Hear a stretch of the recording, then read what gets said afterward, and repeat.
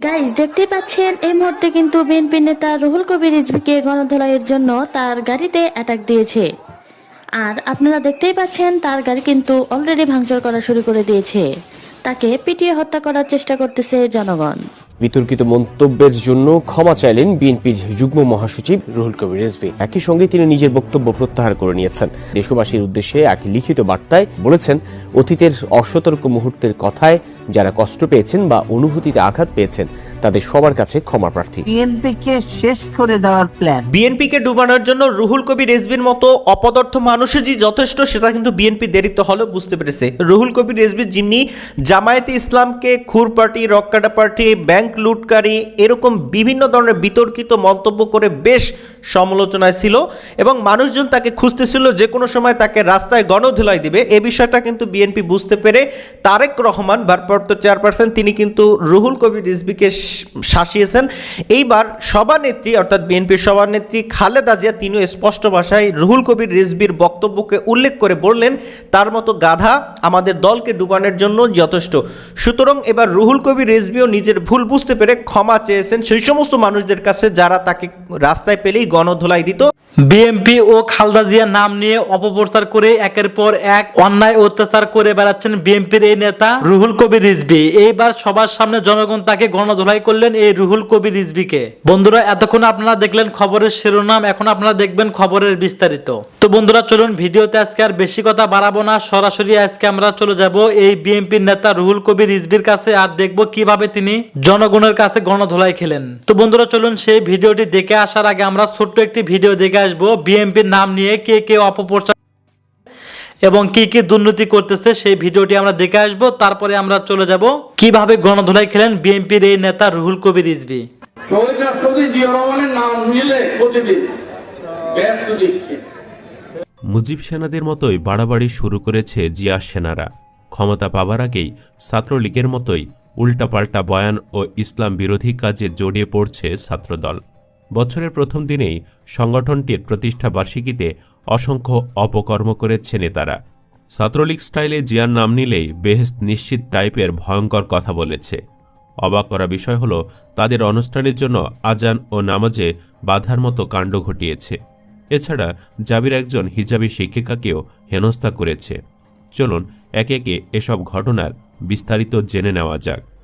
বিএনপির প্রতিষ্ঠাতা জিয়াউর রহমানের নাম প্রতিদিন নিলে বেহেশত নিশ্চিত বলে মন্তব্য করেছেন দলটির কুমিল্লা দক্ষিণ জেলার যুগ্ম আহ্বায়ক ও চৌদ্দগ্রাম উপজেলা শাখার সভাপতি কামরুল হুদা। ১ জানুয়ারি চৌদ্দগ্রাম উপজেলা কেন্দ্র ঈদগাহ মাঠে ছাত্রদলের প্রতিষ্ঠা বার্ষিকীর অনুষ্ঠানে তিনি এ মন্তব্য করেন। এরই মধ্যে ফেসবুক সহ সামাজিক যোগাযোগ মাধ্যমে তার এ বক্তব্য ভাইরাল হয়েছে। এ নিয়ে সমালোচনার ঝড়ও উঠেছে। অনেকে বলছেন, এরা তো দেখি ছাত্রলীগের কার্বন কপি, এদের ভোট দিলে পাপ হবে। ভাইরাল হওয়া বক্তব্যে কামরুল হুদাকে বলতে শোনা যায়, শহীদ রাষ্ট্রপতি জিয়াউর রহমানের নাম প্রতিদিন নিলেই বেহেশত নিশ্চিত। আমি বিশ্বাস করি, কারণ উনি দেশের জনগণের সঙ্গে হঠকারিতা করেননি। এখানেই ক্ষান্ত থাকেনি এই পাতি নেতা। সে জামায়াতের স্থানীয় নেতাকর্মীদের সমালোচনা করে তিনি বলেন, একটা দল আমাদের সঙ্গে ছিল, তারা অতীতে আমাদের ওপর ভর করে ক্ষমতার স্বাদ পেয়েছিল। চৌদ্দগ্রামবাসী জানে তাদের ভোটের হার কত। আগামী নির্বাচনের সময় প্রতিটি কেন্দ্রের জন্য ২০০ করে ছোট লাঠি প্রস্তুত রাখতে নেতাকর্মীদের নির্দেশ দেন তিনি। মানে ভাবতে পারেন, ক্ষমতা পাবার আগেই এরা কি শুরু করেছে? এদের কাজকাম তো পুরাই ছাত্রলীগের মতো। অনুষ্ঠানে এমন বক্তব্য দেওয়ার বিষয়টি স্বীকার করেন বিএনপির কামরুল হুদা। তিনি বলেন, জিয়াউর রহমান মক্কায় হাজিদের সুবিধার্থে বেশ কিছু নিম গাছ লাগিয়েছিল। ওই কারণে ওনার নাম নিলে বেহেশতে যাওয়া যাবে, এটা কি ভুল বলেছি? মানে মাতালের মতো বক্তব্য দিয়েও তার কোনো অনুশোচনা নেই। উল্টো নিজের সাফাই গিয়ে বলছে, আমি কি ভুল করছি? নাম প্রকাশে অনিচ্ছুক ওই সভায় উপস্থিত দলের একাধিক নেতা বলেন, কোনো মুসলিম এমন বক্তব্য দিতে পারে? তার এমন বক্তব্যে আমরা বিস্মিত। দলের প্রতি অতি আবেগ দেখাতে গেলে যা হয়। তিনি আরও জানান, যেখানে অনুষ্ঠানের আয়োজন করা হয়েছিল এর পাশেই মসজিদ। জোহরে নামাজের সময় হলে কামরুল হুদা মুয়াজ্জিনকে মাইকের পরিবর্তে মুখে আজান দিতে বলেন। এ সময় অনুষ্ঠানে বিরতি না দিয়ে চলমান রাখা হয়। এতে সমালোচনা সৃষ্টি হয়। জানা যায় মসজিদের একদম সামনে তাদের অনুষ্ঠানের প্যান্ডেল করা হয়। এতে করে মুসল্লিদের যাতায়াতের অসুবিধা হয়। কেবল অসুবিধাই নয়, তাদের হট্টগোলের কারণে অনেক নিয়মিত মুসল্লি নামাজ পড়তে পারেননি। জুলফিকার মুখলিস নামের একজন নেটিজেন জানান, গত দুদিন আগে আমার এলাকায়ও এমন একটি ঘটনা ঘটে। বিএনপির প্রোগ্রামের উচ্চ সাউন্ডে মুসল্লিদের নামাজে ডিস্টার্ব হয়।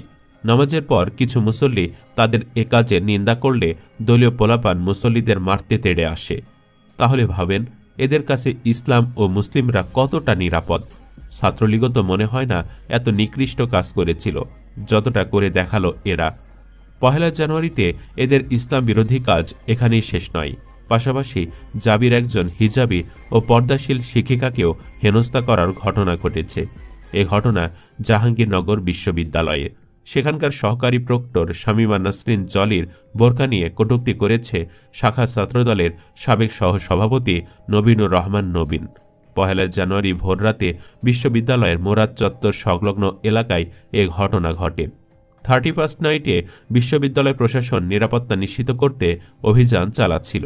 এ সময় 8-10 জনের একটি প্রাইভেট কারের মাধ্যমে সন্দেহজনকভাবে চলাচল করছিল। গাড়িটি থামিয়ে পরীক্ষা করা হলে সেখানে একজন নারী শিক্ষার্থী নিজেকে 50 ব্যাচের শিক্ষার্থী হিসেবে পরিচয় দেন। জাবির ছাত্রদল নেতা নবীনুর রহমান ওই শিক্ষার্থীকে চলে যেতে বলেন। সহকারী প্রক্টর শামীমা নাসরিন তার পরিচয় জানতে চাইলে নবীন আক্রমণাত্মক ভাষায় কথা বলেন এবং সহকারী প্রক্টরের পোশাক নিয়ে কুরুচিপূর্ণ মন্তব্য করেন। এ ঘটনার প্রতিবাদে রাত 10টায় সাধারণ শিক্ষার্থীরা ক্যাম্পাসে বিক্ষোভ মিছিল করেন। শিক্ষার্থীরা দাবি করেন, গণ অভ্যুত্থানের পর স্বাধীন বাংলাদেশের বিশ্ববিদ্যালয়ে এমন আচরণ মেনে নেওয়া যায় না। শামীমা নাসরিন জলি এ ঘটনার বিস্তারিত বর্ণনা দিয়ে বলেন, আমরা দায়িত্ব পালন করছিলাম। একজন ড্রাইভিং লাইসেন্স ব্যতীত গাড়ি চালাচ্ছিল। আমরা ক্যাম্পাসে এটি আপাতত নিষেধ বলে বোঝানোর চেষ্টা করছিলাম। তখন নবীন এসে তাদের চলে যেতে বলে।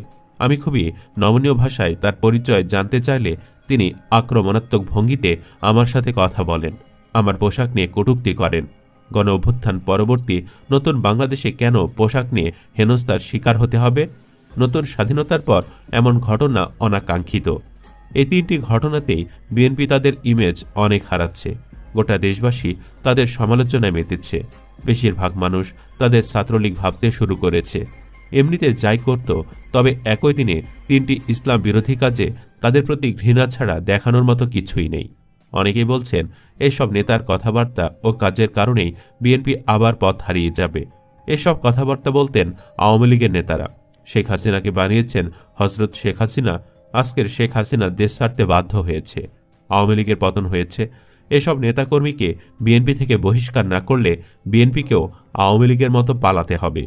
ওসমান গনি নামের একজন মন্তব্য করেছেন, বিএনপির প্রতি দিন দিন তীব্র ঘৃণা জন্মাচ্ছে।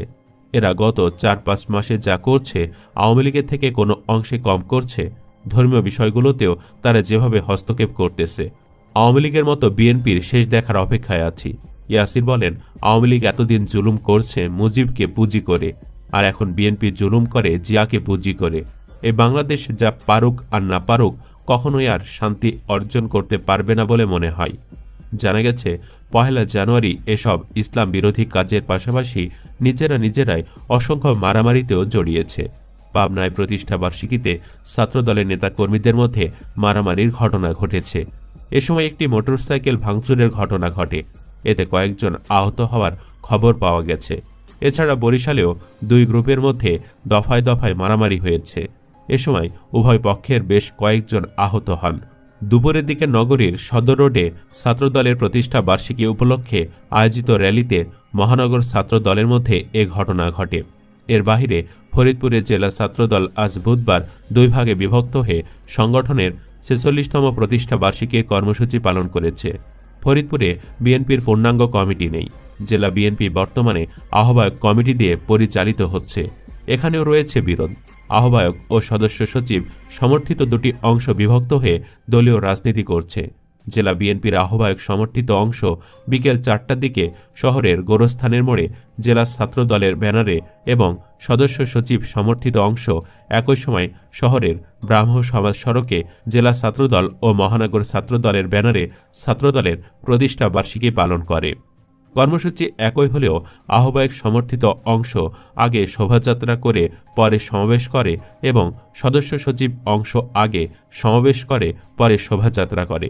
মানে একই দলের নামে তারা নানানভাবে ভাগ হয়ে জনগণকে হেনস্থা করছে। তবে সেটা তাদের বিষয়। অন্তত ইসলামিক বিষয়ে তো তারা বাড়াবাড়ি করতে পারে না, এই অধিকার তাদের নেই।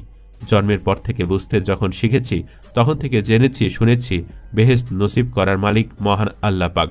কাকে কোন উসিলায় বেহেশত দান করবেন তা শুধুমাত্র মহান আল্লাহ পাক নিজে ভালো জানেন। তিনি উত্তম পরিকল্পনা ও ফয়সালার মালিক। অথচ এখন কি শুনতে হচ্ছে? একদিনে এতগুলো অপকর্মের পরও বিএনপির পক্ষ থেকে কাউকে বহিষ্কার কিংবা সাজার আওতায় আনা হচ্ছে না। এমনকি কেউ এসব ঘটনার জন্য দুঃখ প্রকাশও করছে না।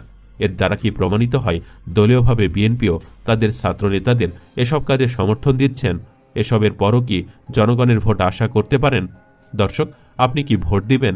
এস অথবা নো লিখে কমেন্টে জানিয়ে। আসসালামু আলাইকুম রহমতুল্লাহি ওয়া সম্মানিত দর্শক,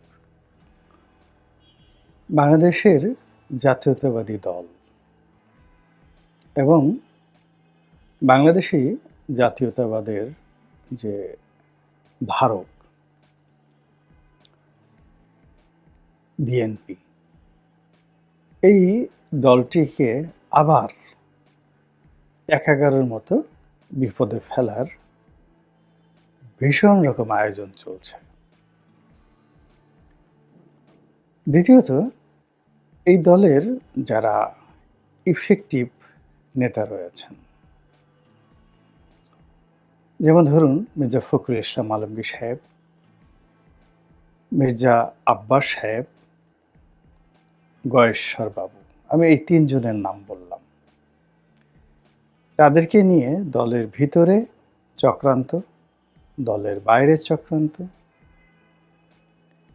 এবং এদেরকে মাইনাস করার জন্য নানামুখী তৎপরতা চলছে।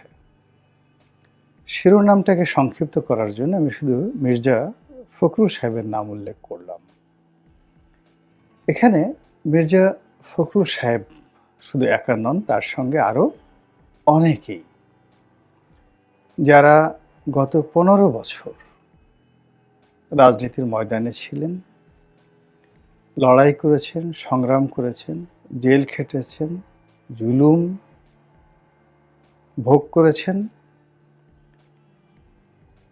এবং দলের লোকদের হাতে লাঞ্ছিত হয়েছেন, সরকারের হাতে লাঞ্ছিত হয়েছেন এবং সবকিছুর বাইরে গিয়ে বেগম খালেদা জিয়া এবং দলের অন্যান্য যারা নেতা রয়েছেন তাদের প্রতি আনুগত্য প্রদর্শনের ক্ষেত্রে যারা কার্পণ্য করেননি, এই লোকগুলোকে এখন বিএনপির নেতৃত্ব থেকে মাইনাস করার জন্য বহুমুখী চক্রান্ত হচ্ছে। বিএনপির মধ্যে স্পষ্টতই 3টি গ্রুপ ছিল এবং আছে।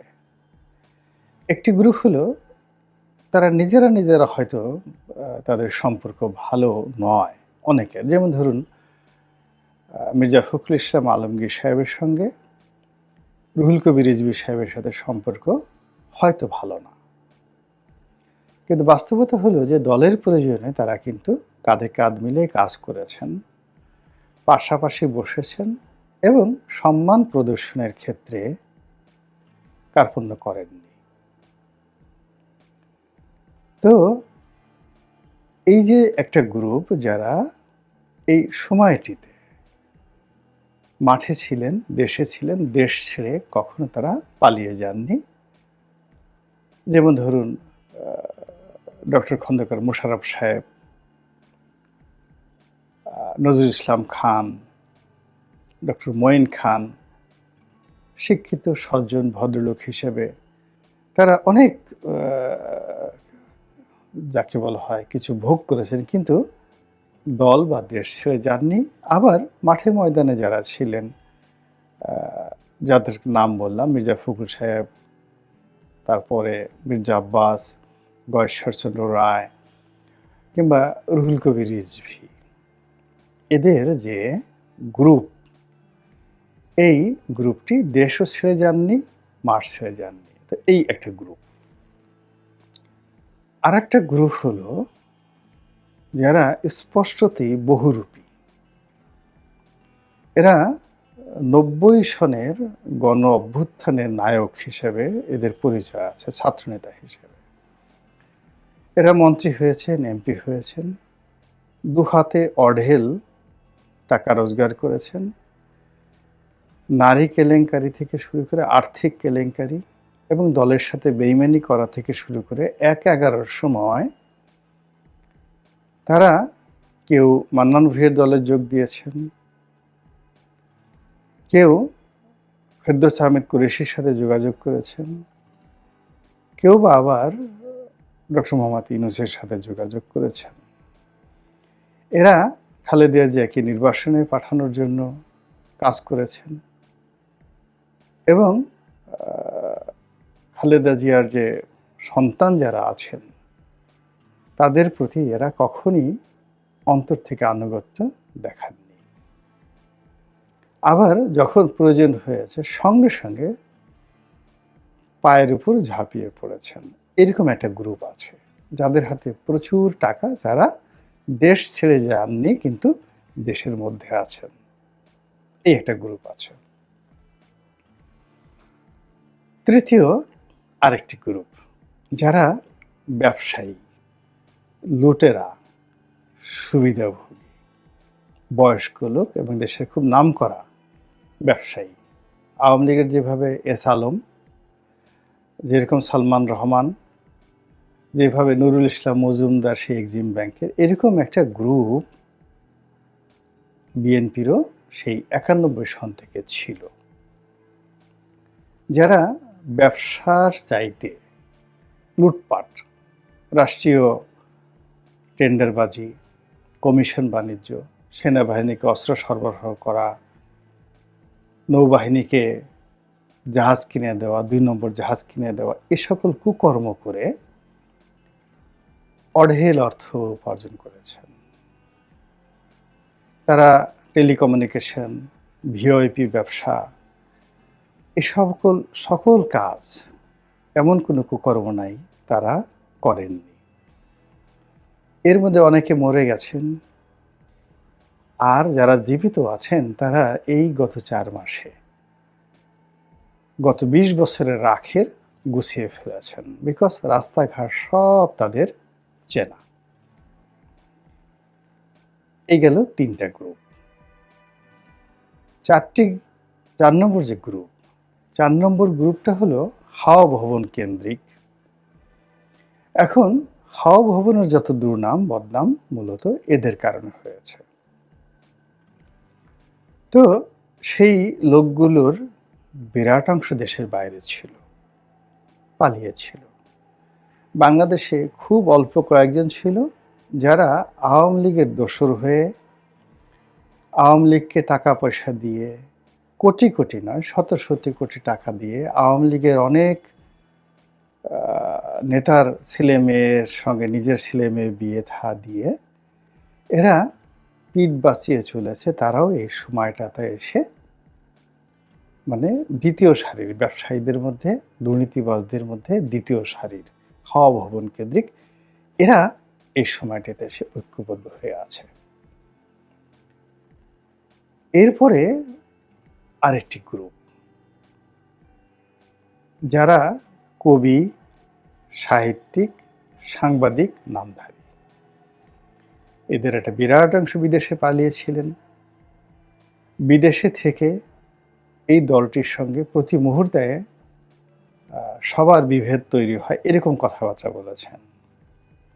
যে কর্মকাণ্ড করেছেন এদের কারণেই ভারতের সাথে বিএনপির কখনোই সম্পর্ক হয়নি।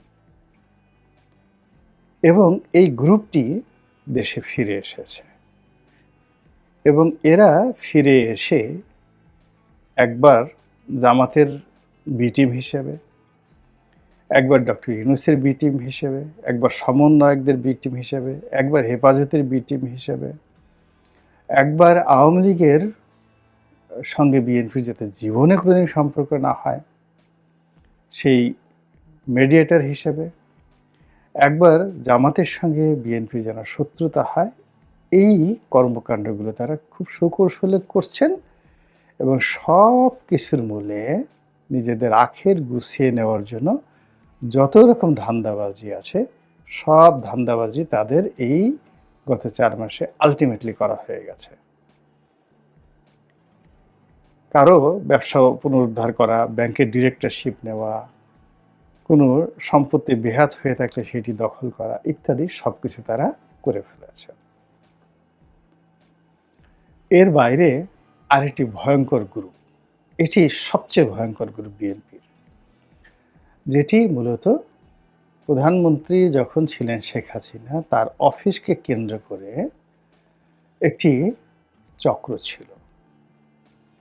এই চক্রের হোতারা কেউ ছিলেন সচিব, কেউ ছিলেন সাবেক সচিব, কেউ ছিলেন বেগম জিয়ার খুব পছন্দের মানুষ, কেউ রাজনৈতিক উপদেষ্টা, কেউ ব্যক্তিগত, ওই যে শেখ হাসিনার যে বাবা ভাই 400 কোটি টাকার পিয়ন, ওই রকম তখন তার 400 কোটি ছিল না, হয়তো 100 কোটি টাকার পিয়ন।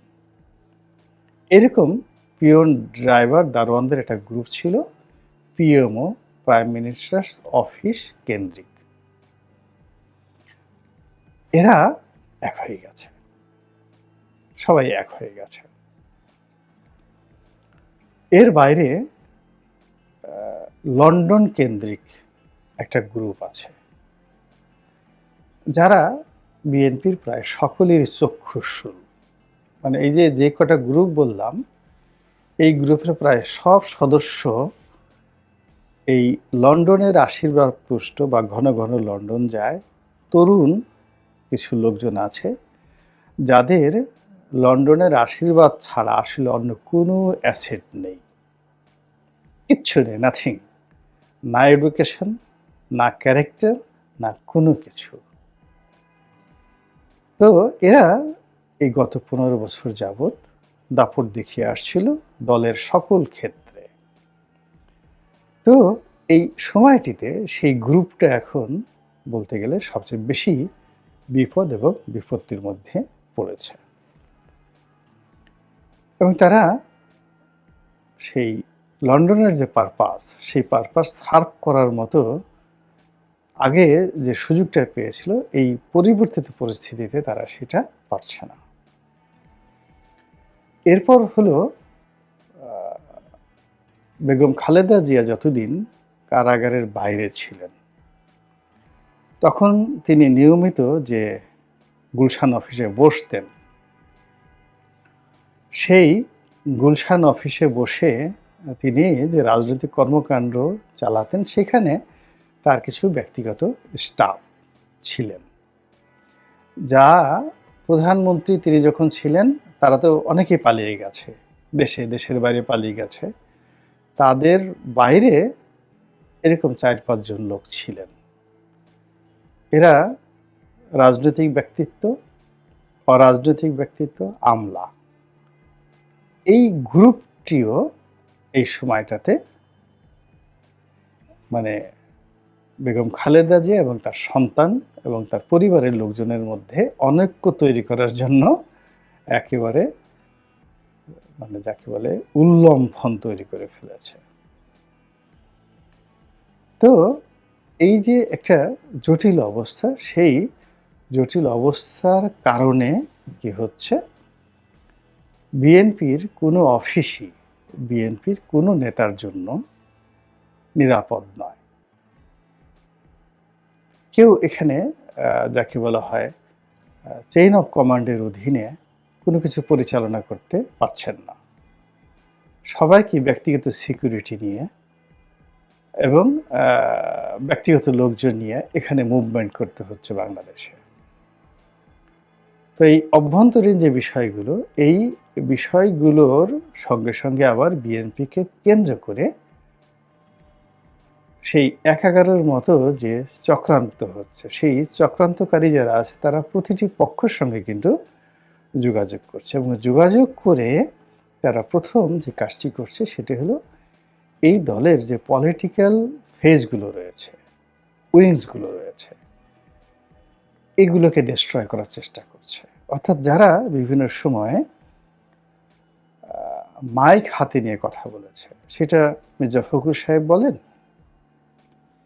গয়েশ্বর রায় বলেন, কিংবা সেই নজরুল ইসলাম খান বলেন, খন্দকার মোশাররফ সাহেব বলেন, ডক্টর খন্দকার মোশাররফ সাহেব বলেন, যাদের একটা পলিটিক্যাল ফেজ রয়েছে, ভ্যালু রয়েছে, মাইক হাতে নিয়ে যারা কথা বলেন এবং যাদের একটা অডিয়েন্স রয়েছে, তাদেরকে দলের ভিতরে এবং বাইরে নাজেহাল করার জন্য, ছোট করার জন্য নানা রকম সেই প্রোপাগান্ডা ছড়ানো হচ্ছে। কেউকে বানানো হচ্ছে আওয়ামী লীগের এজেন্ট, কাউকে বানানো হচ্ছে ভারতের এজেন্ট, কাউকে বানানো হচ্ছে সেনাবাহিনীর এজেন্ট, কাউকে বানানো হচ্ছে জামাতের দোসর, কাউকে বেগম জিয়ার দালাল, কাউকে বেগম জিয়ার এন্টির পক্ষ। এরকম করে এই দলের যে পলিটিক্যাল যে নেতৃত্বটি রয়েছে, সেই নেতৃত্বটিকে খেয়ে দেওয়ার চেষ্টা হচ্ছে। এর ফলে কি হচ্ছে, প্রায় প্রতিদিনই আমাদের দেশে যে বৈসাদৃশ্যমূলক কথাবার্তা আমরা এখন শুনতে পাচ্ছি, সে সকল বৈসাদৃশ্য কথার মধ্যে বিএনপিকে নিয়ে কথা হচ্ছে, বিএনপির নেতৃত্বকে নিয়ে কথা হচ্ছে, এবং সবচেয়ে বেশি কথা হচ্ছে মির্জা ফখরুল সাহেবকে নিয়ে। একটা দেশের সবচেয়ে বড় দুর্ভাগ্য তখনই হয় যখন এই দেশের জন্য যে লোকটি কাজ করে তাকে দেশদ্রোহী বলা হয়। তার চেয়ে আর বড় দুর্ভাগ্য হয় না। এবং দেখুন, আমাদের দেশটা যে খারাপ আছে, এই জুলাই আগস্ট বিপ্লবের যারা নেতৃবৃন্দ রয়েছেন, তাদের সবাইকে কিন্তু ইতিমধ্যে কালার্ড করে দেওয়া হয়েছে, কলঙ্কিত করে দেওয়া হয়েছে, এবং তারা এমন একটা জায়গাতে পৌঁছে গেছেন বা ঢুকিয়ে দেওয়া হয়েছে, এমন একটা সিস্টেমের মধ্যে পড়ে গিয়েছেন, ওখান থেকে আর তারা বেরোতে পারবেন না। কাজেই এই বিপ্লবের সুফল যাদের হাত দিয়ে সবচেয়ে সুন্দর, যাকে বলা হয় প্লান্টেশন হতে পারত, এখন তাদেরকে কেউ টোকাই বলছেন, কেউ দুর্নীতিবাজ বলছেন, কেউ গাম্বুস বলছেন, কেউ বলছেন ওর এত চর্বি হলো কোত্থেকে, ও এত পেট বড় হলো কী করে, ও হেলিকপ্টারে চড়ছে কোত্থেকে, ও টাকা পেল কই, ওর বাপ কী করে, নানা রকম কথাবার্তা। ইট মিনস নায়কদের হাত থেকে মঞ্চ চলে গেছে খলনায়কদের হাতে। একইভাবে বিএনপির জন্য যারা পুরো সময়টা উৎসর্গ করেছেন, 2000 সেই কি বলবো 6 থেকে 2006 থেকে আজ অবধি এই বিএনপির জন্য যারা জান দিয়েছেন, প্রাণ দিয়েছেন, মান দিয়েছেন, সম্মান দিয়েছেন, অর্থ গেছে, বিত্ত গেছে, সময় গেছে, যৌবন গেছে, সব কিছু তছনছ হয়ে গেছে। সেই মানুষগুলোকে যখন এখন ট্রেইটার হিসেবে, বেঈমান হিসেবে, মুনাফিক হিসেবে, অন্য দলের এজেন্ট হিসেবে বিএনপির যারা লোকজন আছে তাদেরকে খেপিয়ে তোলা হচ্ছে তাদের বিরুদ্ধে, ইট মিনস আমরা একটা আত্মঘাতী অবস্থার মধ্যে পড়ে গিয়েছি। বাঙালি যে কত বড় আত্মঘাতী একটা জাতি, এটি এ শতাব্দীর শ্রেষ্ঠ বাঙালি পণ্ডিত নীরজচন্দ্র চৌধুরী, তিনি যে লিখে গিয়েছেন আত্মঘাতী বাঙালি, এই বইটা আপনারা পড়লেই বুঝতে পারবেন। আর বাঙালির চরিত্রের যে কত নেতিবাচক দিক হতে পারে, ওটি আপনি পড়তে পারেন বাঙালি জীবনের রমণী।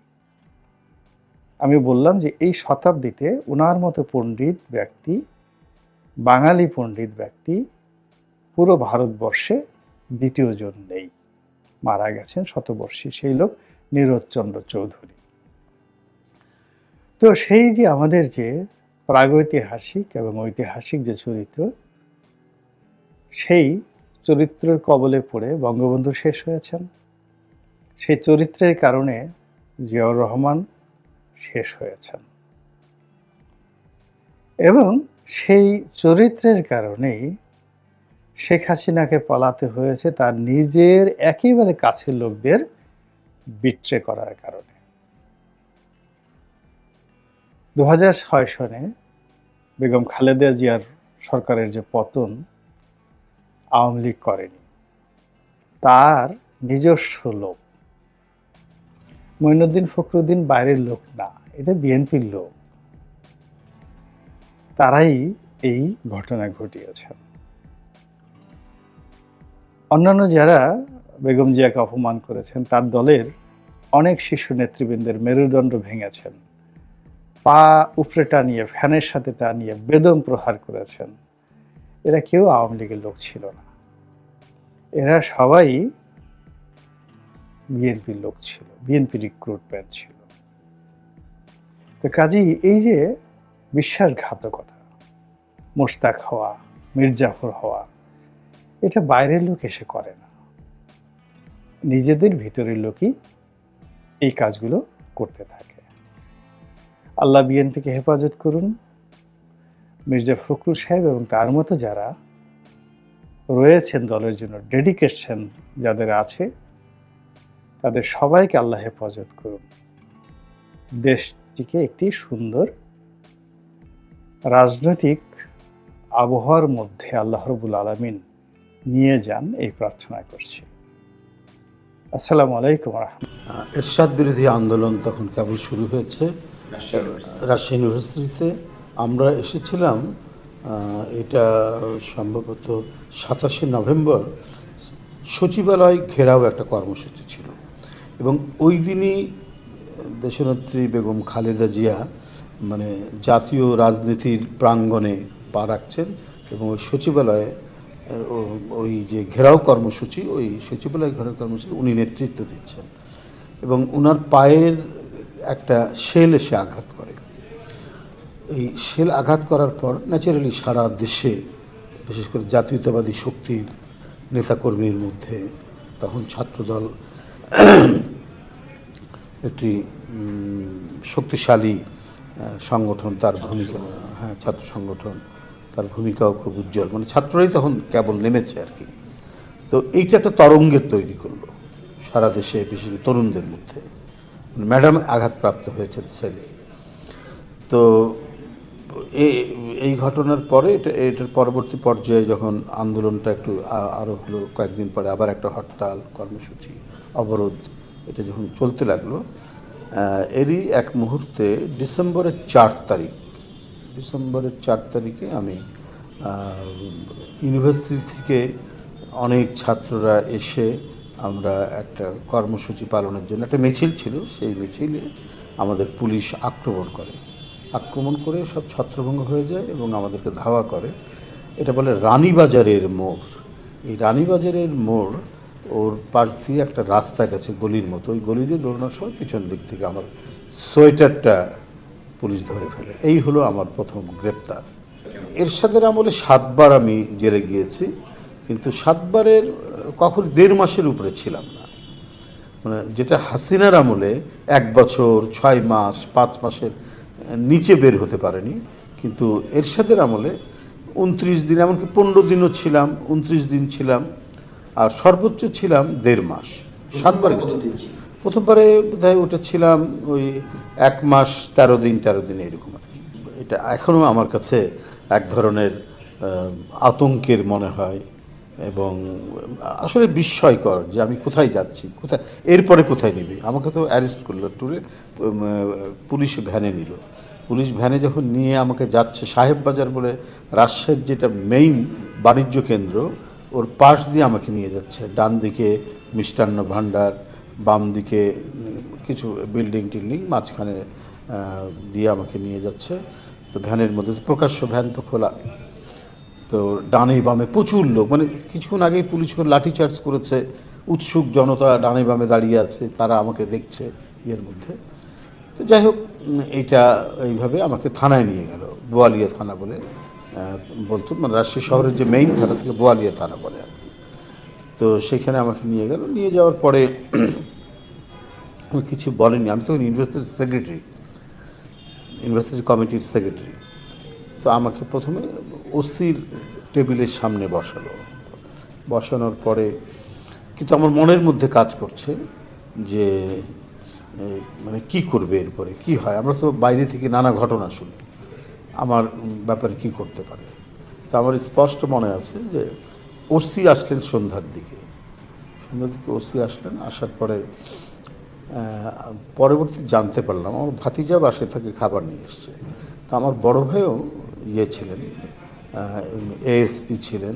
উনি যখন সার্কেল ইন্সপেক্টর, তার আন্ডারে উনি তখন ছিলেন, সাব ইন্সপেক্টর ছিলেন, রাজশাহীর যে তখন ওসি। যাই হোক, বাই দিস টাইম আমার পরিচয় পেয়েছে, পেয়েছে আমার ছাত্রনেতা, ইউনিভার্সিটির সেক্রেটারি। আবার উনি যে আমার বড় ভাইয়ের আন্ডারে চাকরি করেছেন, সেই ক্ষেত্রে আমার সাথে একটা খুব সদয় ব্যবহার করেছেন। আর রাজশাহীর শীত তো খুব তীব্র শীত, ডিসেম্বর মাসের শীত, 4 তারিখ ডিসেম্বর মাস। তো একটু মনে আছে, রাত্রে ওসির বাসা থেকে আমাকে একটা লেপ দিয়েছিল থাকার জন্য। আমাকে রাত্রে 9টার দিকে হাজতের মধ্যে ঢুকিয়ে দেয়, কিন্তু আমার সাথে আর অন্য কোনো আসামিদেরকে রাখেনি। দেখি 12টার দিকে ওই যে পুলিশ রেড করে কিছু ছাত্র নেতাদেরকে নিয়ে আসে। ওই সময় জাসদের কয়েকজন ছেলে, তাদেরকেও ওই হরতালে অংশগ্রহণের জন্য তাদের বাসা থেকে রেড করে নিয়ে এসছে, ওদেরকে আমার সাথে দিল। আর পাশে মানে হাজতের আরেকটি কক্ষ ছিল, ওইখানে যেটা সামাজিক যারা অপরাধী, মাদক, তারপরে কোথাও কেউ মারামারি করেছে, করেছে, তাদেরকে আলাদাভাবে রাখলো থানা হাজতের মধ্যে। তো থানা হাজতে রাখলো। তো আমার বাসা থেকে খাবার নিয়ে গেছে, খাবারগুলো অ্যালাউ করেছে তারা। আর তখনও মানে হাসিনের আমলে আমরা যে পরিবেশ দেখেছি, যে নিষ্ঠুরতা দেখেছি, যে অত্যাচার দেখেছি, তখন অতটা ছিল না। বা স্টুডেন্ট লিডারদেরকে একটা সম্মান করতে আমরা দেখেছি। তো যাই হোক, আমাকে ওইভাবে চলে গেল। এরপরে হচ্ছে কোর্টে নিয়ে যাওয়ার পালা। 10টা সাড়ে 10টার দিকে নিয়ে যাচ্ছে, ওখান থেকে জামিন নামঞ্জুর করে মানে কোর্টে তুললো, জামিন নামঞ্জুর করলো। আমাদের সব লয়াররা ছিলেন, যারা সিনিয়র লয়ার তারা ছিলেন, তারা মুভ করলেন। মুভ করার পর জামিন নামঞ্জুর, এখন কারাগারের ভিতরে ঢুকাবে। তো কারাগারের ভিতরে ঢুকাবে, এইটাই ছিল সবচাইতে একটা শঙ্কা, আতঙ্ক। কি হবে, কোথায় রাখবে, এইভাবে আমার মানে মনের মধ্যে কাজ করছে আর কি, এক ধরনের আতঙ্ক কাজ করছে। যেমন আমাকে প্রধান ফটক দিয়ে যখন নিয়ে গেল, জেলের অথরিটি আবার মানে অন্যরকম। ওখানে ডেপুটি জেলাররা নাম ঠিকানা সব লিখছেন, সব এগুলো করে টরে আমাকে যখন ভিতরে নিয়ে গেল, ওটা আমদানি বলে একটা জায়গা আছে, মানে একটা কক্ষ আছে, লম্বা কক্ষ, আমদানি। ওটার নাম ছিল 6 নম্বর নিমতলা আমদানি।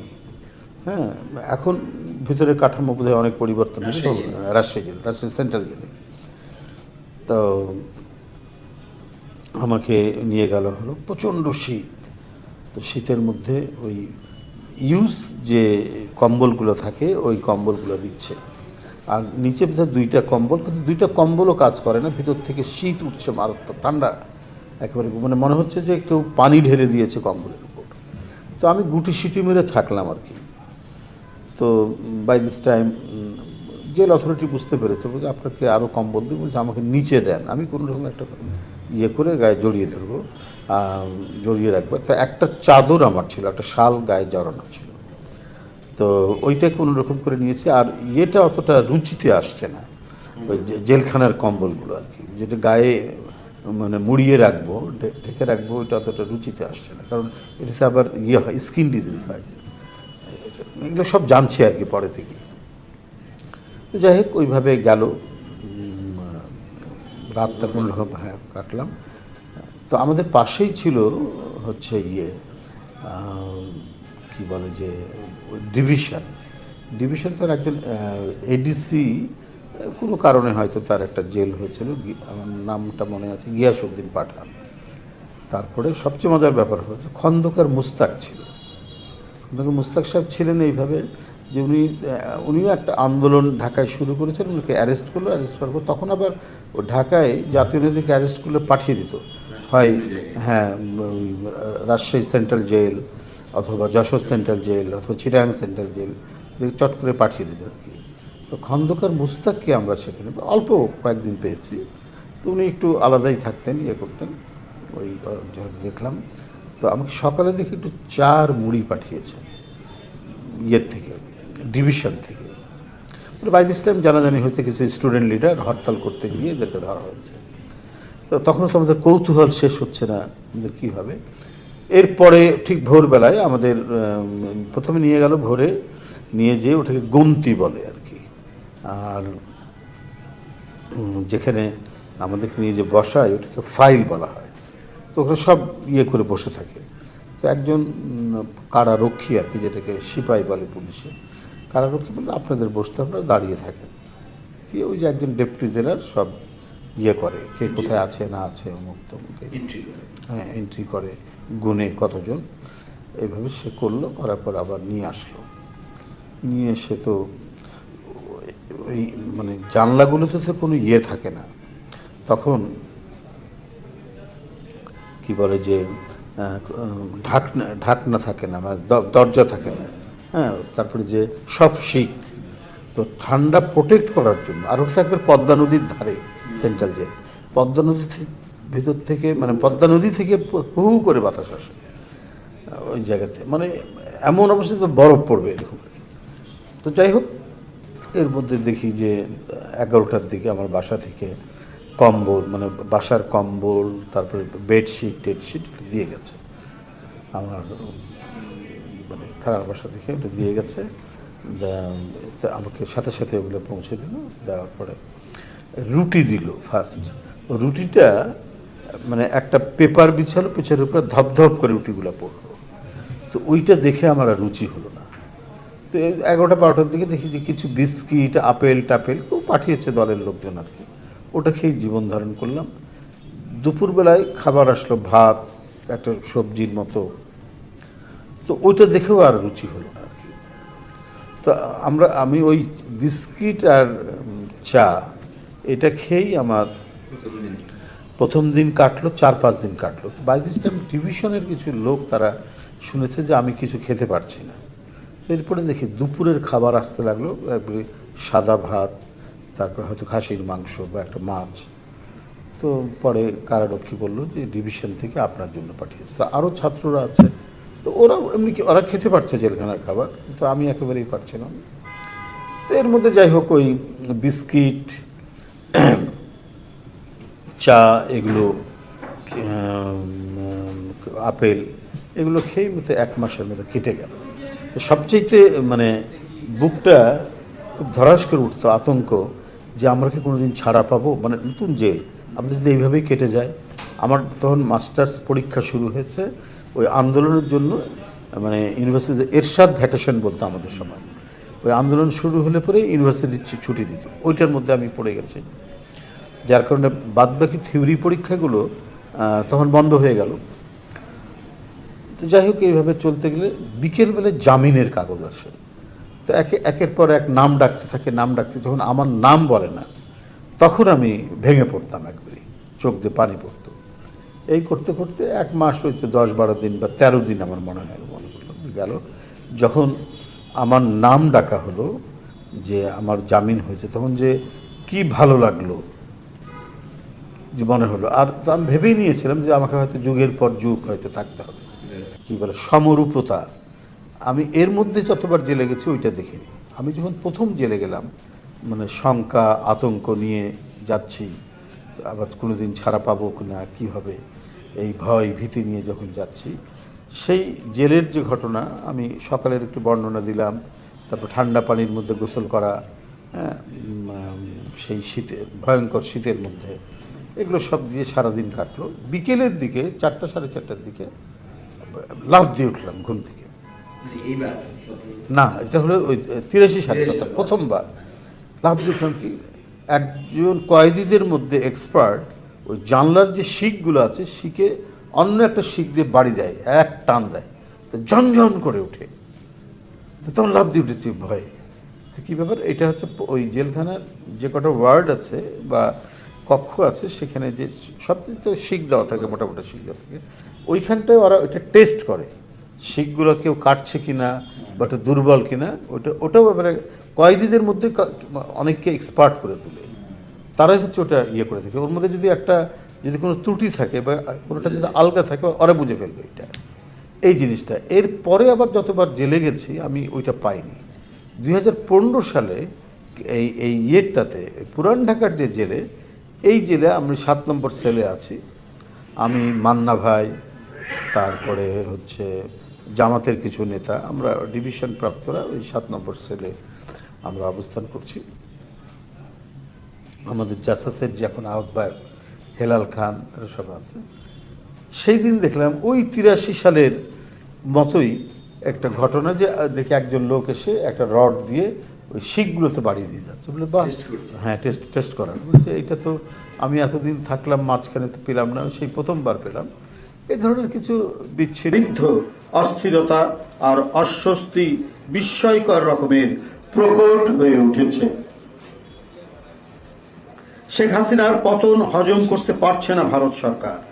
শেখ হাসিনার পতনে তাদের অন্তরে ভয়ঙ্কর অনল দহন। এর কারণ অতিমাত্রায় দাদাগিরি করার ফলে ভারতের সঙ্গে তার প্রত্যেক প্রতিবেশের সম্পর্ক তলানিতে। শুধু হাসিনার ঘাড়ে সওয়ার হয়ে একচ্ছত্র কর্তৃত্ব স্থাপন করেছিল বাংলাদেশের উপর। ভারত বাংলাদেশকে আশ্রিত রাজ্যের মতো বিবেচনা করত। সেই আশ্রিত রাজ্য হাত ফসকে গেছে।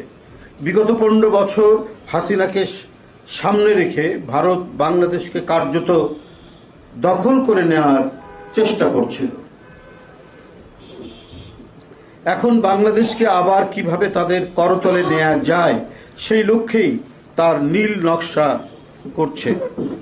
ভারত সরকার মনে করে বাংলাদেশকে 8ম সিস্টার হিসেবে অন্তর্ভুক্ত করা গেলে তাদের 7 সিস্টার নিরাপদ থাকবে।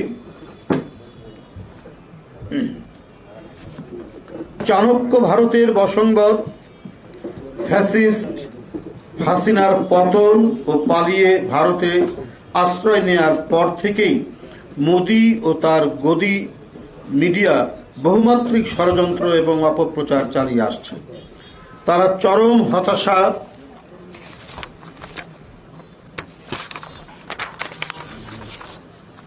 আহাজারিতে নিমজ্জিত।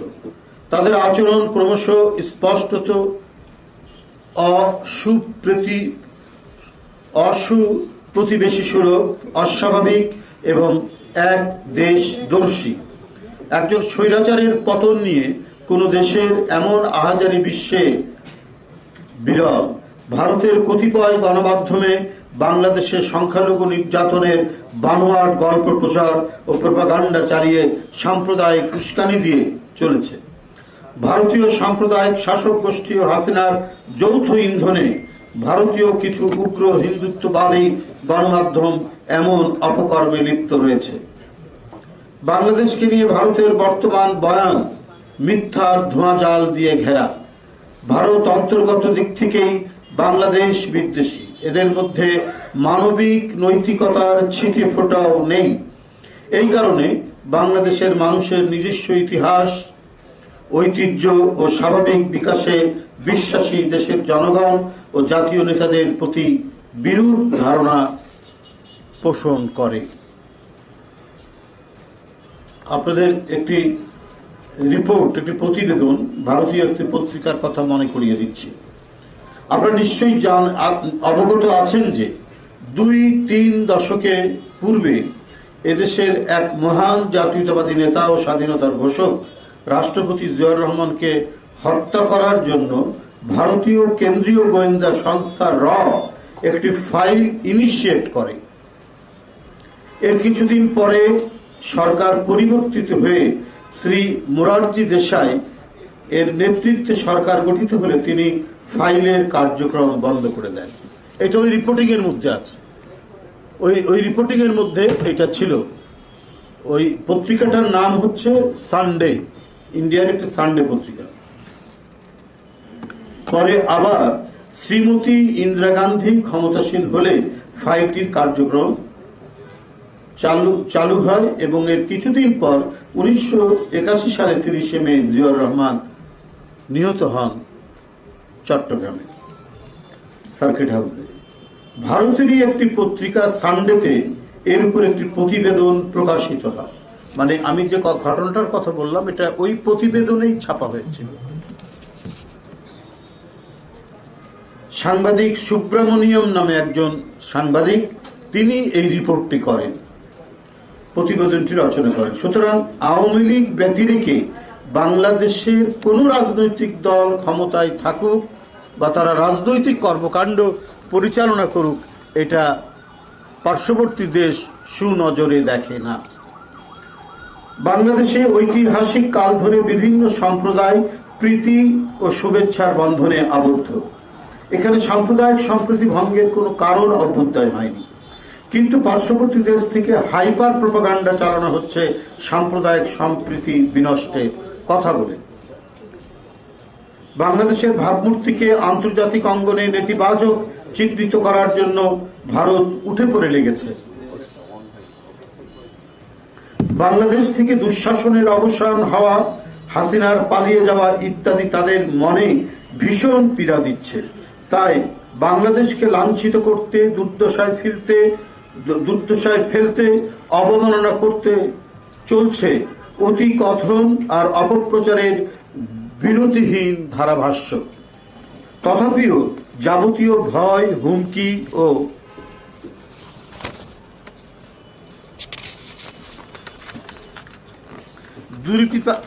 দুর্বিপাকের মধ্যেও বাংলাদেশিরা মৃত্যুঞ্জয়ী সংকল্পে সকল চক্রান্তকে প্রতিহত করতে অঙ্গীকারবদ্ধ।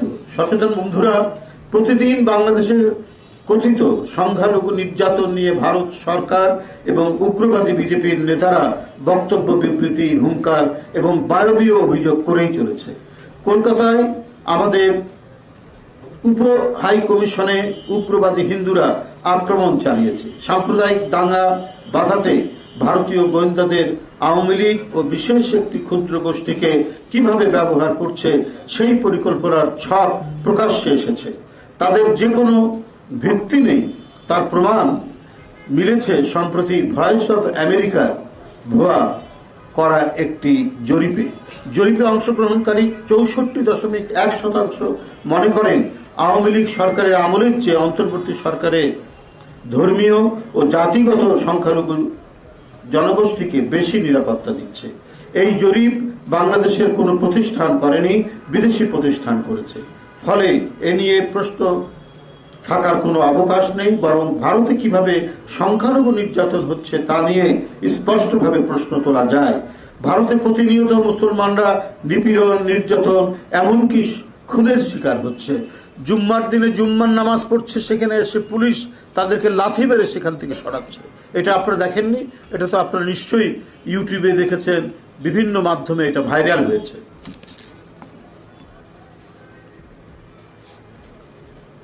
বাড়িঘর স্থাপনা বুলডোজার দিয়ে ভেঙে গুড়িয়ে দেওয়া হচ্ছে। শুধু মুসলমানই নয়, দেশটির খ্রিস্টান সম্প্রদায়ও আক্রমণের লক্ষ্যবস্তুতে পরিণত হয়েছে। আসামে খ্রিস্টান ফোরাম বলেছে, আসামে কয়েক বছর ধরে সংখ্যালঘু খ্রিস্টান সম্প্রদায়ের ব্যক্তি ও প্রতিষ্ঠান ধারাবাহিকভাবে আক্রমণের শিকার হচ্ছে। ভারত সরকার তার প্রতিবাদ বা প্রতিকার করে না। মণিপুরে হিন্দু ও খ্রিস্টানদের উপাসনালয় ধ্বংস করা হয়েছে। হিন্দুরা খ্রিস্টানদের উপাসনালয় ধ্বংস করেছে।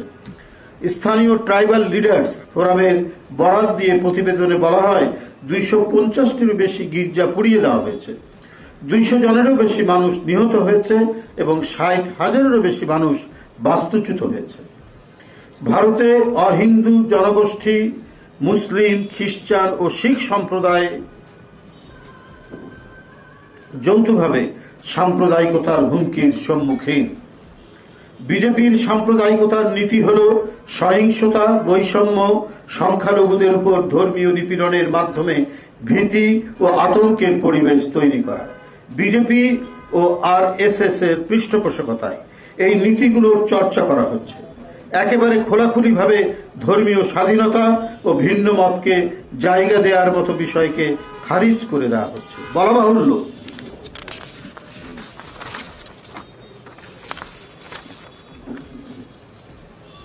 যার নিজের জামাত ছেঁড়া সে যদি অন্যের জামাত ছেঁড়া নিয়ে কথা বলে, তখন একে দ্বিচারিতা বলা ছাড়া কি বলা যেতে পারে? হিসাব করলে দেখা যাবে বিশ্বে সবচেয়ে বেশি সংখ্যালঘু নির্যাতনের শিকার হচ্ছে ভারতে। তারাই আবার বড় গলায় বলছে বাংলাদেশে নাকি সংখ্যালঘুরা নির্যাতনের শিকার হচ্ছে। প্রবাদে আছে, আপরি আচরি ধর্ম শিখাও অপরে। এই শাশ্বত সত্যটি মর্মে মর্মে ভারতের অনুধাবন করা উচিত। ভারত তার নিজের দেশের যেখানে সংখ্যালঘুদের নিরাপত্তা দিতে ব্যর্থ, সেখানে বাংলাদেশ নিয়ে এত মাথা ব্যথা কেন ভারতে? বাংলাদেশের সংখ্যালঘু নিয়ে অনবরত অপপ্রচার চালিয়ে যাচ্ছে ভারতের কট্টর হিন্দুত্ববাদী সংগঠনগুলো। অপপ্রচারে মেতেছে ভারতের ক্ষমতাসীন বিজেপি ও তার সহযোগীরা। ভারতের এই আচরণ বাংলাদেশের অভ্যন্তরীণ বিষয়ে হস্তক্ষেপ এবং স্বাধীনতা সার্বভৌমত্বের বিরুদ্ধে হুমকি। বন্ধুরা, আমরা মনে করি ভারতের সংবিধানে ধর্মনিরপেক্ষতার কথা লেখা আছে, সেকুলারিজমের কথা লেখা আছে, কিন্তু বাস্তবে ভারতের বিভিন্ন রাজনৈতিক দল সেটি চর্চা করে না, সেটিকে মান্য করে না। বরং দীর্ঘদিন ধরে আমরা ভারতেই দেখেছি কিভাবে সংখ্যালঘু সেখানে নিধন হতে তারা কিরকম ভয়ের মধ্যে, আতঙ্কের মধ্যে সেখানে থাকে। এটা আমাদের প্রত্যেকেরই এই জিনিসটা জানা আছে। আর আমাদের দেশে আমরা জন্মের পর থেকে কোনোদিন সাম্প্রদায়িক দাঙ্গার কথা শুনিনি। আমরা কোনো ধরনের গোলমাল, সংঘাত, সহিংসতার কথা শুনিনি। যে যা হয়েছে তা হয়তো সামান্যতম, কিন্তু সেটা আগে হয়েছে এবং শেখ হাসিনার আমলেই বেশি হয়েছে। সেটাকে কিন্তু তারা আমলে নেয় না। তার মানে এখানে একটা উদ্দেশ্য কাজ করছে। আজকে গণতন্ত্রের পথে যে অভিযাত্রা এদেশের মানুষের, একটা ছাত্র জনতার আন্দোলনের মধ্যে দিয়ে এক হিংস্র দানবের পতন, এই পতনকে তারা ভালো চোখে দেখছেন। কারণ শেখ হাসিনাকে দিয়ে যেটা পারত, নিশ্চয়ই একটি জাতীয়তাবাদী শক্তি বা গণতন্ত্র মনাম রাজনৈতিক দলগুলো যারাই ক্ষমতায় আসুক, তারা তো ওই কথা শুনবে না। কৃতদাসের হাসি হাসবে না বাংলাদেশের মানুষ এবং জনগণ। এটা তারা জানে বলেই আজকে নানাভাবে তারা অপপ্রচারে মেতেছে।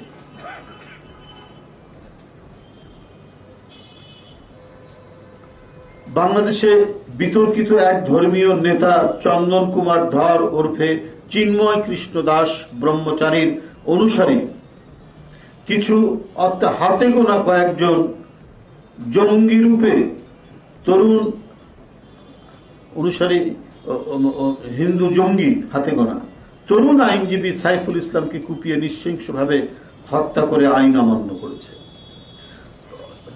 ওই যে যাদেরকে আমরা জানি বা চিনি বাংলাদেশের, এই ইদানিং তাদের নাম দেখি, এই সামান্য একটি ক্ষুদ্র গোষ্ঠী, উল্টো তারা একজন অ্যাডভোকেটকে কুপিয়ে কুপিয়ে যাবে হত্যা করেছে। যে নৃশংসতা, এই নিয়ে কোনো কথা নেই তাদের। অথচ তারা বাংলাদেশে একটি মিথ্যা, বানোয়াট, ভিত্তিহীন সংখ্যালঘুদের নিরাপত্তা নেই, তারা নির্যাতন হচ্ছে, এই কথাগুলো মার্কেটিং করছে।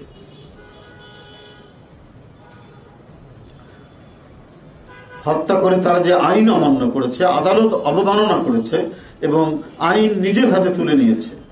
ভারত সরকার এই বর্বরচিত হত্যাকাণ্ডের প্রতিবাদ করেনি।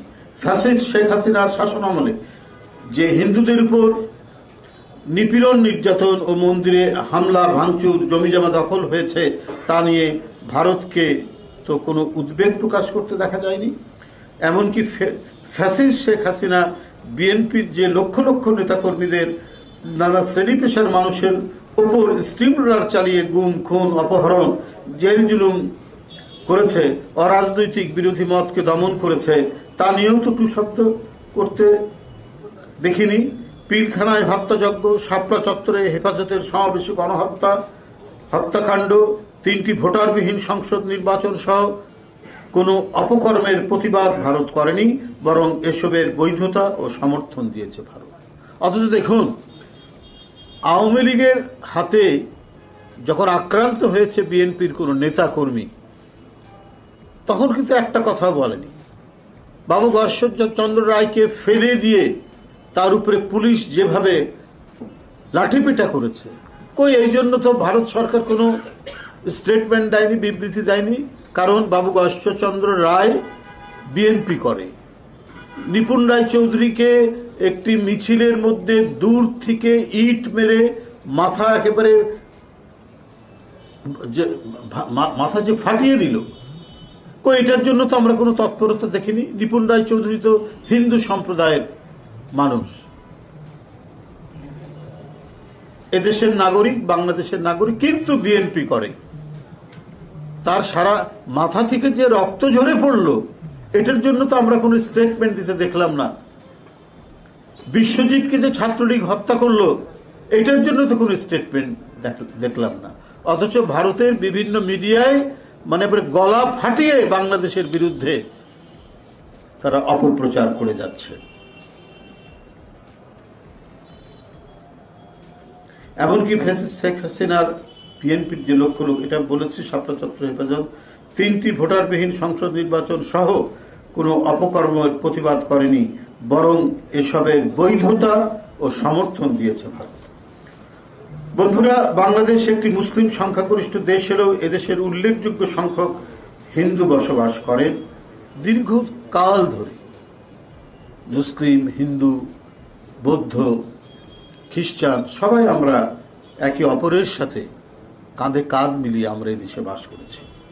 মুসলিম, হিন্দু, বৌদ্ধ, খ্রিস্টান এবং চাকমা, মারমা, গারো, মুরং সহ বিভিন্ন জনগোষ্ঠী আবহমান কাল ধরে একটা দৃঢ় ও নিবিড় যোগসূত্র বয়ে এনেছে। তারা একসাথে মিলেমিশে পারস্পরিক সহাবস্থান ও সহমর্মী হয়েই শান্তিতে বসবাস করেছে। এখানে এক দেশ, এক জাতি, আমরা সবাই বাংলাদেশী। অথচ ভারত সকল বাংলাদেশিদের স্বার্থে কথা না বলে সবসময় শুধুমাত্র একটি সম্প্রদায়ের স্বার্থে রাজনৈতিক উদ্দেশ্য প্রণীতভাবে কথা বলে। ভারতের এই আচরণ ভারতকে সার্বজনীন না করে একটি নির্দিষ্ট সম্প্রদায়ের পক্ষাবলম্বী করেছে। ভারতের এসবের আচরণ এদেশের সাধারণ মানুষ মেনে নেয়নি। এদেশের মানুষ কঠিন সময়ে ধৈর্যের পরীক্ষা দিতে জানে। সুতরাং প্রতিরোধের দুর্ভেদ্য দেয়ালও গড়ে তুলতে পারে বাংলাদেশের মানুষ, গড়ে তুলবে বাংলাদেশের মানুষ। এদেশের হিন্দুদেরও বৃহদাংশ ভারতের এই নীতি সমর্থন করে না। আমাদের দল করে না অসংখ্য হিন্দু ছেলেমেয়েরা। আজকে রমেশ দত্ত, আজকে অমলেন্দু দাস, অপু, আজকে সঞ্জয়, অসংখ্য নেতা যারা ছাত্র জীবন থেকে এই দল করে আসছে, তাদের শরীর দিয়ে কত রক্ত ঝরিয়েছে আওয়ামী লীগ, তারপরেও তারা এই দল থেকে সরে যায়নি। তরুণদের কত লোক তো এই দল করেছে, এখনো করছে। অনেকে চাকুরিতে চলে গিয়েছিল, কিন্তু চাকরি করা অবস্থাও তারা আমাদের খোঁজখবর নিয়েছে, এখনো নিয়ে থাকে।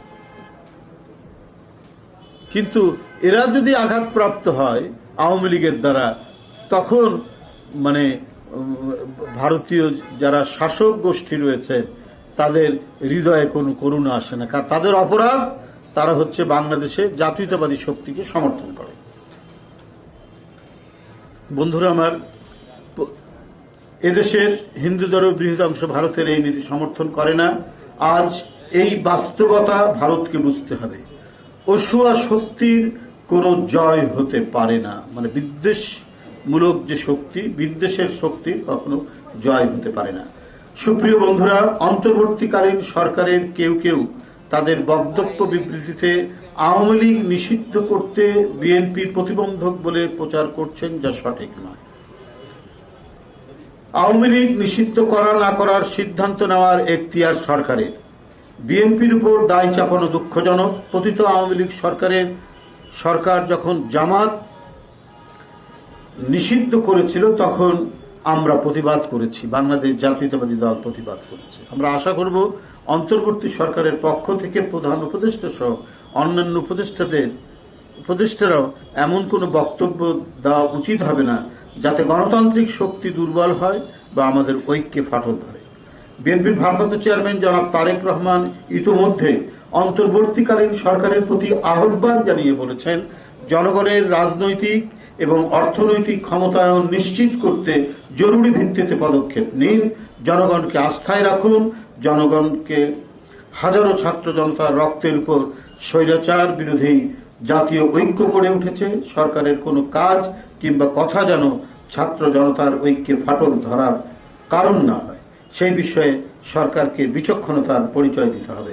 ধন্যবাদ সবাইকে। আল্লাহ হাফেজ। যে অভিযোগের সবচেয়ে বেশি সমালোচিত হতে হয়েছে 21 আগস্ট গ্রেনেড হামলা মামলা, একটু আগে সেটা রায় হয়েছে। আপিল বিভাগ থেকে তারেক রহমান, মুখ্যমন্ত্রী বাবর সহ সবাইকে খালাস দেওয়া হয়েছে। সকল অভিযোগপত্রকে অবৈধ ঘোষণা করেছে আপিল বিভাগ। কি বলবেন? একবারে ন্যায় বিচার হয়েছে। এই বিচার হয়নি আওয়ামী লীগের আমলে, কারণ তার বড় প্রমাণ হচ্ছে আওয়ামী লীগ একজন লোককে নিয়ে, কাহার আকন্দকে নিয়ে যেদিন তাকে তদন্তকারী অফিসার বানালো সেদিনই বোঝা গেছে যে সরকারের অশুভ একটি মনোভাব রয়েছে। তারা জনাব তারেক রহমানকে এবং বিএনপির অন্যান্য নেতৃবৃন্দকে মানে জোর করে রাষ্ট্রশক্তি দিয়ে তারা সেটিকে করবে, কি বলে যে তাদের উপর তারা সাজা দিবে, শাস্তি দিবে, এটাই ছিল তাদের উদ্দেশ্য। আমি বলবো যে ন্যায় বিচার হয়েছে, যথার্থ বিচার। আমি মনে করি যে আপিল বিভাগ যথার্থ বিচার করেছেন, ন্যায় বিচার হয়েছে এবং আমরা দীর্ঘদিন রাজনৈতিক সংগ্রাম এবং ন্যায় বিচারের জন্য যে সংগ্রাম করেছি। ধন্যবাদ প্রিয় দর্শকবিন্দু, আমাদের ফুল ভিডিওটি দেখার জন্য আপনাকে জানাই অসংখ্য অসংখ্য ধন্যবাদ। তো বন্ধুরা, এতক্ষণ আপনারা শুনলেন যে বিএনপিকে নিয়ে নানান ধরনের আলোচনা এবং সমালোচনা। এই আলোচনা এবং সমালোচনা নিয়ে আপনাদের কি মন্তব্য অবশ্যই কমেন্ট বক্সে কমেন্ট করতে ভুলবেন না। আর হ্যাঁ, এমন নিত্য নতুন আপডেট খবর সবার আগে পেতে এখনই আমাদের এই পিচ্চি সাকিব ইউটিউব চ্যানেলটি সাবস্ক্রাইব করুন। ধন্যবাদ।